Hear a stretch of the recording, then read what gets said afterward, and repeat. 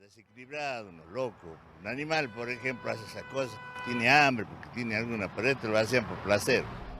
El primer corte de energía eléctrica ocurrió el 20 de julio de 1976 a la medianoche.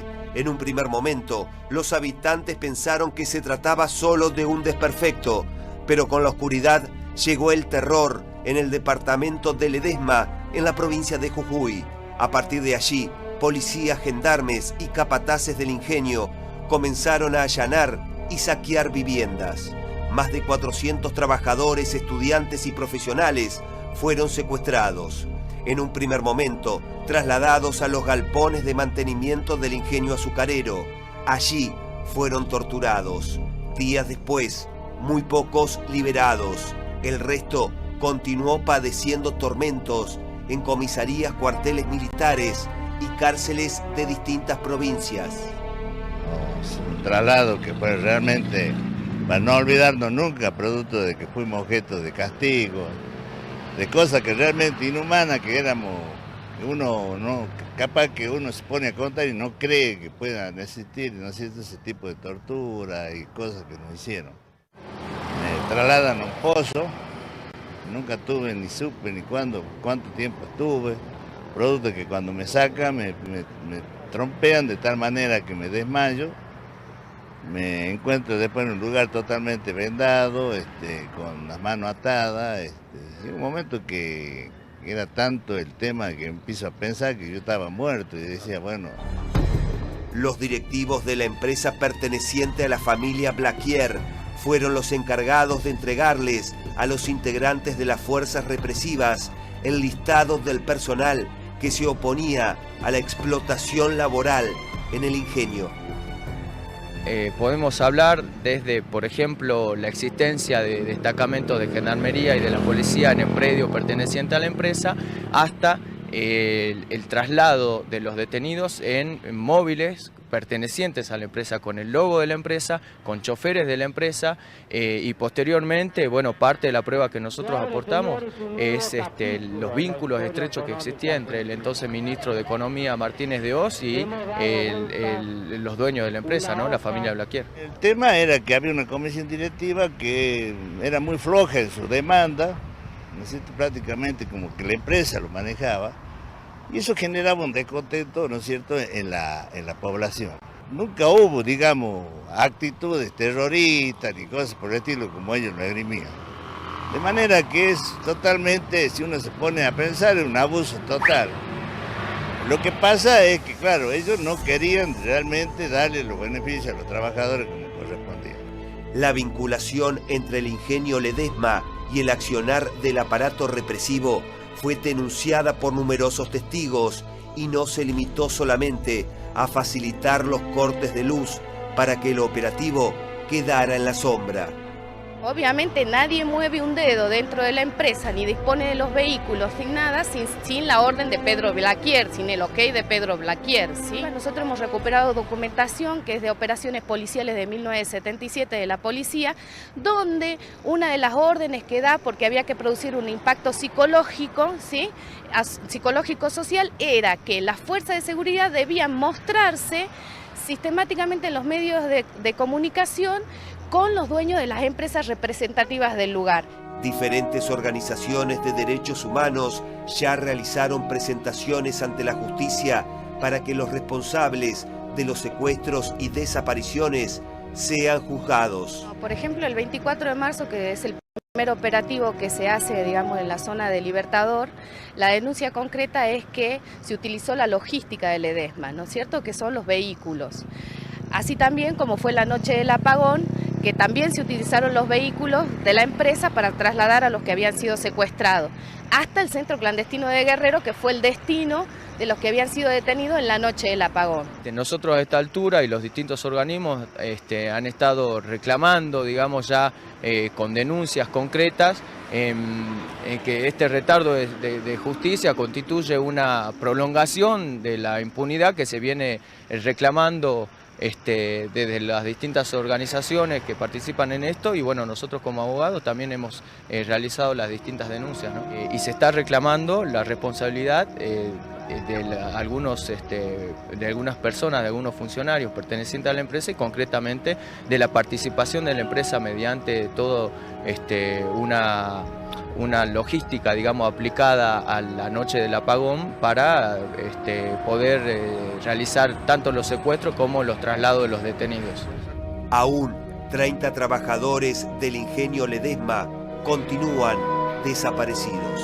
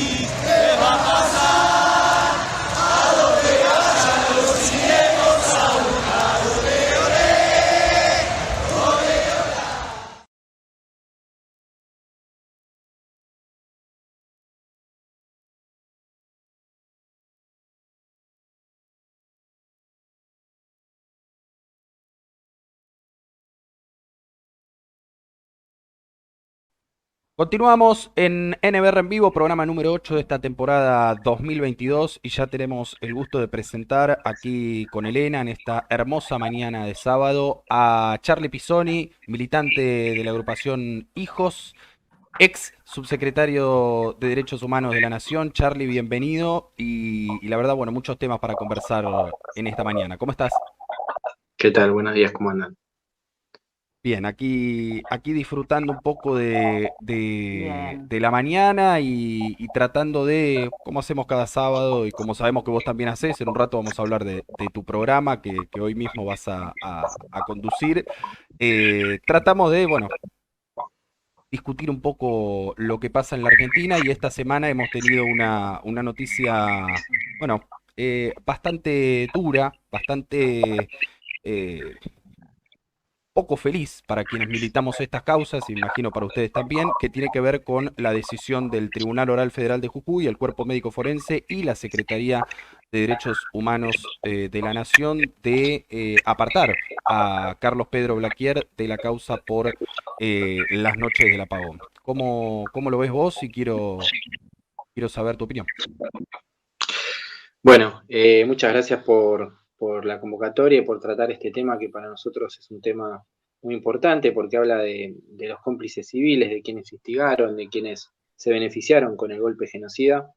Uno de los casos más emblemáticos es Blaquier. Blaquier es dueño de la empresa Ledesma. Cualquier cosa que consumimos hoy con azúcar en Argentina, les aseguro que tiene que ver con Ledesma. Desde un jugo hasta un helado, hasta no sé, un café.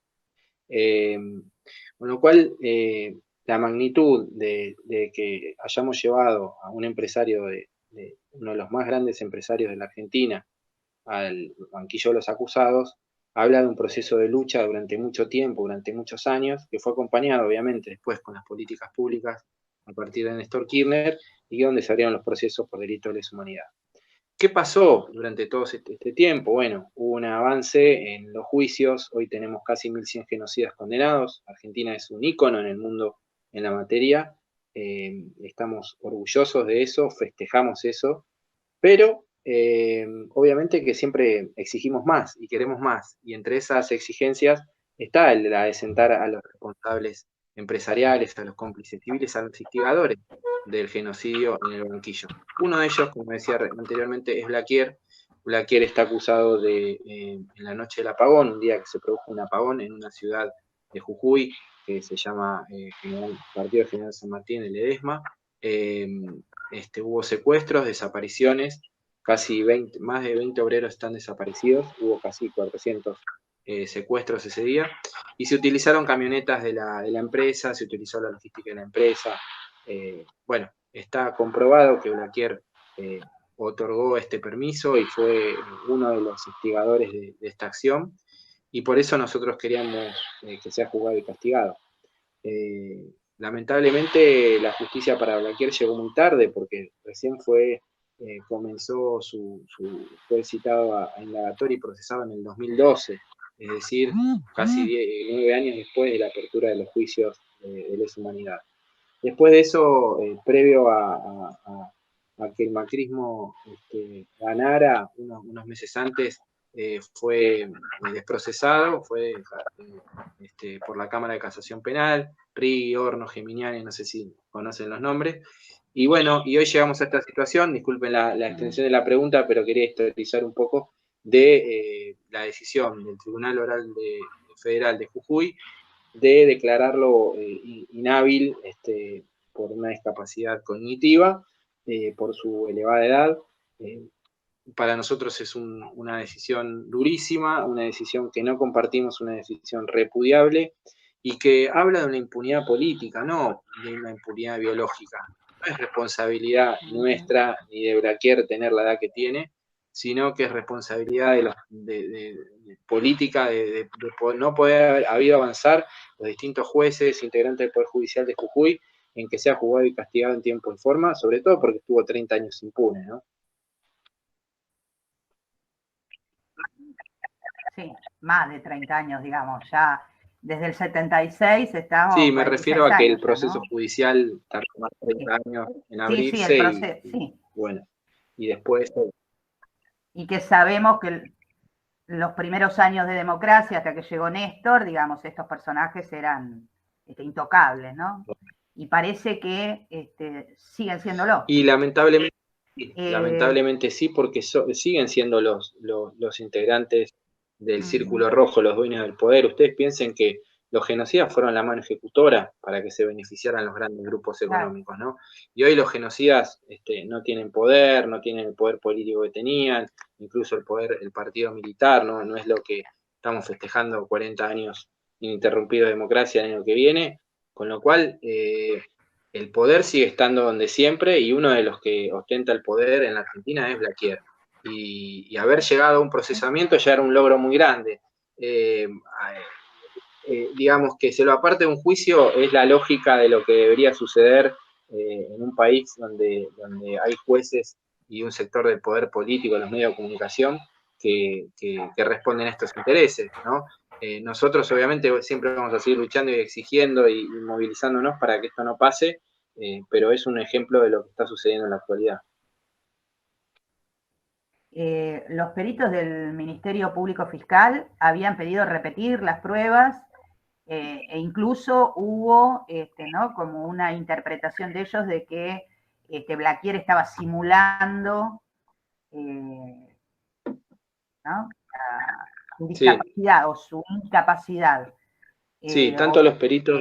Obviamente se trata de una persona grande que ya tiene 94 años, pero si los peritos del Ministerio Público Fiscal están determinando que se repita estas pericias, estos estudios que encima incluyen ¿no? la recomendación de que se hagan a través de la Universidad de Buenos Aires.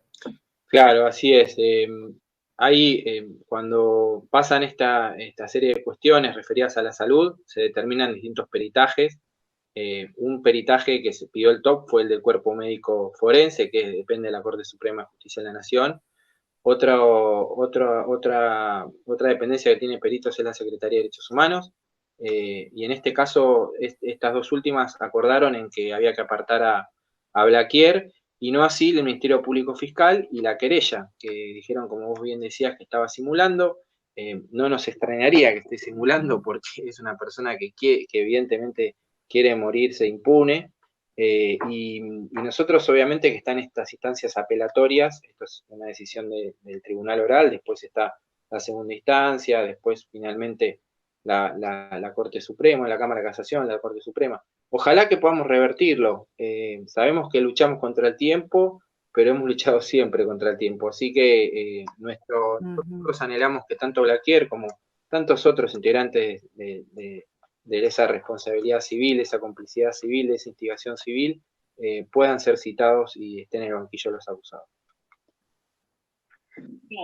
Sí, esta es como una causa testigo, ¿no? De la complicidad civil, que ni siquiera en algún punto yo creo que no fue complicidad, sino fue instigación civil, ¿no? De la dictadura. Sí. ¿Qué otras causas hay de esta complicidad civil? ¿Contra qué empresarios? Bueno, hay causas muy importantes contra los dueños de empresas automotrices. Ha habido una favorable que ha sido una sentencia de Ford muy importante. Exactamente. Si bien ha sido contra 2 integrantes de la gerencia de Ford en ese momento, que se les ha otorgado prisión domiciliaria, pero ha sido una condena importante. Hay una investigación muy importante contra Techin, contra, digamos, Asindar. Hay investigaciones contra Molinos. Medios de comunicación, sabemos, ¿no? La Nueva Provincia es un ejemplo de esto. La causa Papel Prensa, totalmente cajoneada en Comodoro Pi por la apropiación ilegal de esa empresa a la familia Papaleo y demás.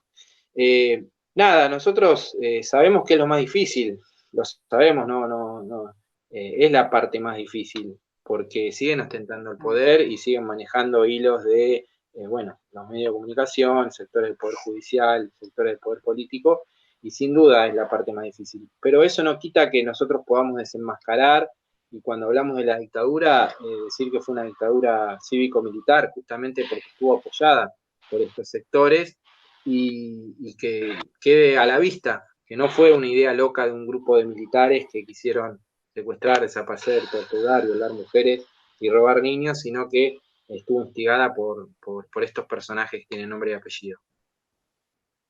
Claro, siempre cuando hablamos en el programa del tema de la dictadura cívico-militar del 76, decimos, ¿no?, que, digamos, el principal objetivo de la dictadura del 76 tuvo que ver con la implantación de un nuevo plan económico, ¿no? Este neoliberalismo del cual a 46 años nos cuesta tanto salir, ¿no? Y pensar una economía un poco más redistributiva y justa, digamos. Y son los dueños del poder real. Yo escuchaba los nombres de las empresas que vos nos detallabas, que tienen que ver con estas causas de lesa humanidad, y nada, si hacemos el paralelo, más o menos son las mismas que no están cumpliendo hoy con el tema del acuerdo de precios, ¿no? Más o menos son los mismos, ¿no? Que van pasando los años, van pasando las décadas y siguen sosteniendo ese poder, ¿no? Más allá de los militares, más allá de los distintos gobiernos que van pasando, ellos permanecen siempre. Tuvimos un presidente que de alguna manera, Néstor Kirchner, logró devolverle la autoridad presidencial al presidente, a la figura del presidente. Veníamos de la Rúa, no veníamos del 2001. Pero eso no quiere decir, nunca quiso decir que el poder esté en la Casa Rosada. A quienes entienden que el poder está en la Casa Rosada están totalmente equivocados. En la Argentina el poder no está en la Casa Rosada, ni en el Congreso, ni en otro lugar. El poder real sigue estando en este círculo rojo de empresarios, de sectores hoy también devenidos en políticos. Y lamentablemente, esto es lo que pasa en nuestro país, pero a nosotros nos emociona y nos esperanza haber vivido el 24 de marzo y tener una plaza imponente, no solamente en la Ciudad de Buenos Aires, sino en otras plazas del país, y continuar viendo cómo sigue siendo la fecha más convocante de los que se movilizan los argentinos y las argentinas, ¿no? Hay gran cantidad, la mitad de la gente que va a la Plaza de Mayo es gente suelta, que no está organizada, que quiere decir que hay un compromiso ahí, no solamente con las políticas de memoria, verdad y justicia, sino también con una Argentina distinta. Eso entendemos nosotros, y ese envión de los 24 de marzo, que se han refuncionalizado, y ese envión de, por ejemplo, lo que fue esa histórica marcha contra el 2x1, de alguna manera a nosotros nos dan un aliento de un sector importante de la sociedad que dice: con este tema no se puede volver atrás, hay que seguir adelante, hay que seguir exigiendo, no solamente por lo que sucedió en el pasado reciente, sino también con lo que pasa en la actualidad. No tiene que haber más torturas en cárceles, en comisarías. No tenemos que salir a pedir cuando una persona está desaparecida, como pasó con Luciana Rúa, con Santiago Maldonado, con Facundo Estudillo Castro, con Julio López. No tenemos que seguir pidiendo aparición con vida en un país que lucha y que en la actualidad tiene a genocidas condenados por ese delito, ¿no? Eso es lo que tenemos que luchar hoy, está en nuestra agenda, terminar con la violencia institucional, la violencia contra las mujeres, las nuevas formas de violencias, que sin duda nosotros militamos para que sean juzgados y castigados quienes la cometieron en la dictadura, pero también hoy lo hacemos en el presente, ¿no? Para lo que pasa en el presente. En relación a esto, es cierto, la mayor parte del pueblo argentino está consustanciado con las políticas de memoria, verdad y justicia, ¿no? Es como algo contra lo que no pudieron, incluso, bueno, durante el gobierno de Macri, en ese famoso proyecto que tenían del 2x1 a los genocidas, que la gente salió espontáneamente a la calle, ¿no? A manifestarse. Pero también existe lo que se ve, un resabio muy miserable que está ocupando los medios de comunicación, sobre todo, que ponen en cuestión todas las cuestiones que tienen que ver con la dictadura y con los crímenes de lesa humanidad, que intentan volver a instalar esto de la teoría de los dos demonios, o que no era, cuestionan el número de compañeros y compañeras detenidos desaparecidos. Por eso, bueno, desde el humilde lugar que podemos tener cada uno, tratamos de volver a este tema, ¿no? ¿Cómo lo ves vos? ¿Son un grupo minúsculo? Son, si bien son poderosos, ¿no? Porque atrás está el poder real, ¿cala en la gente ese discurso negacionista? Yo lo vería mundialmente con un avance de estas llamadas nuevas derechas o nuevas ultraderechas, porque en realidad son ultraderechas, principalmente tienen foco en Europa, ¿no? Que hemos visto como incluso han llegado a lugares importantes de gestión. Pero bueno, aquí muy cerquita hemos tenido a Bolsonaro, que es un producto de eso, y a Donald Trump, ¿no? De alguna manera, estas nuevas derechas también se están expresando en nuestro país y han sido votadas por un sector de la población, sobre todo en los centros urbanos. Entendemos que es un discurso que existía, que preexistía, pero al haber tenido nosotros un presidente como Mauricio Macri, negacionista, y que incitaba al odio constantemente, yo creo que eso envalentonó a un montón de sectores a decir, bueno, a ver, hay un presidente que lo hace, ¿por qué yo no lo voy a hacer, no? Entonces, las bolsas mortuorias en Plaza de Mayo es producto de esto, ¿no? Es producto de una habilitación de la instancia para suceder. Si un presidente recibe a un policía que dispara por la espalda, sin que antes esa persona se sepa si es culpable, inocente, haya sido juzgada y demás, y lo felicita por eso, evidentemente después también otros policías van a estar habilitados a hacerlo, porque dicen, claro, y si el presidente lo recibe y lo felicita, ¿por qué yo no lo voy a hacer? Bueno, creo que esto tiene que ver con estas nuevas derechas, y en Argentina nosotros estamos trabajando los organismos de derechos humanos para presentar un proyecto de ley que en breve vamos a estar dándolo a conocer, para de alguna manera dar un marco normativo al negacionismo, porque entendemos que hay que ponerle límites. Hoy en la Argentina no está penalizado el negacionismo, no está en nuestro Código Penal, pero sí, por ejemplo, en 15 países de Europa y en otros países del mundo, como Nueva Zelanda, Israel, Sudáfrica, etcétera, Somalia, está penalizado.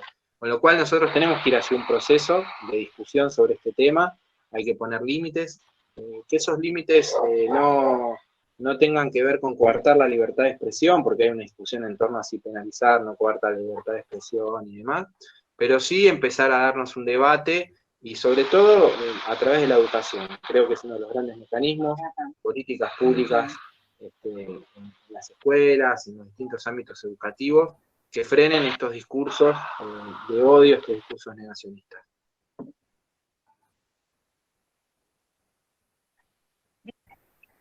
Bien, Charlie, sabemos que te tenés que ir a tu programa. Vamos a contar el horario y dónde te escuchan a partir de las 12, ¿no? A las 12 estamos en el Destape Radio, con ¿Qué me contás? 107.3 y también ahí por internet se puede escuchar.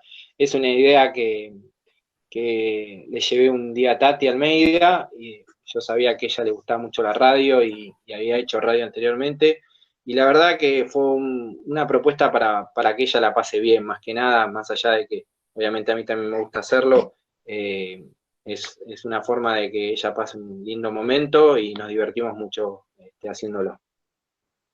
No, sí, se los escucha y se nota que se divierte mucho. Hermosa Tati, la queremos muchísimo. Bueno.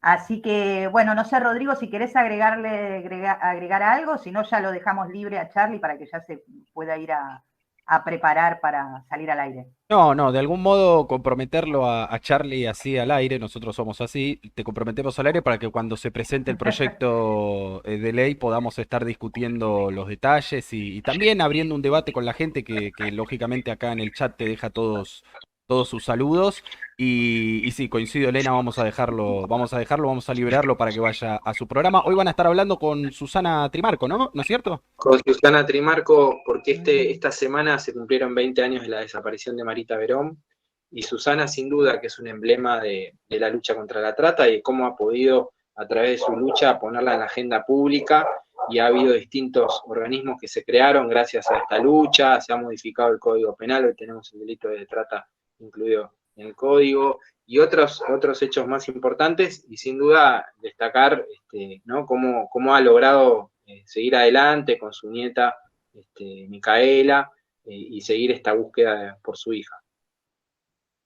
Abrazo grande, Charlie. Los escuchamos a las 12 y cuídate. Muchas gracias a ustedes. Muchísimas gracias por estar y bueno, suerte en el programa y mandale un abrazo fuerte a Tati. Muchas gracias. Hasta luego.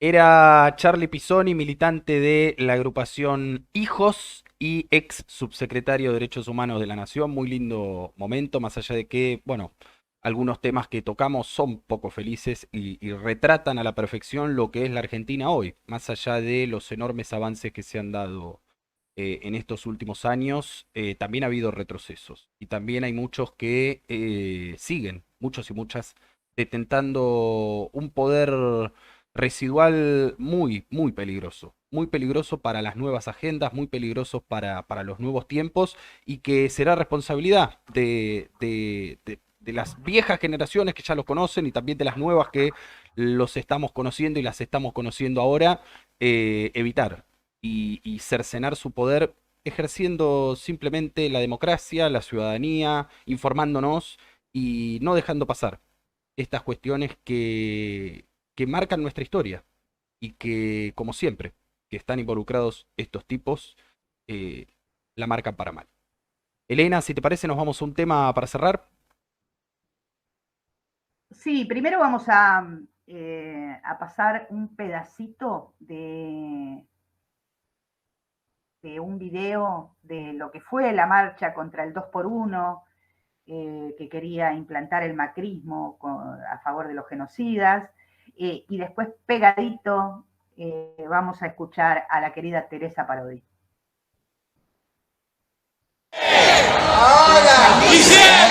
Seguida, y vamos a comentar todo lo que estuvimos viendo y charlando en esta mañana del 9 de abril del 2022.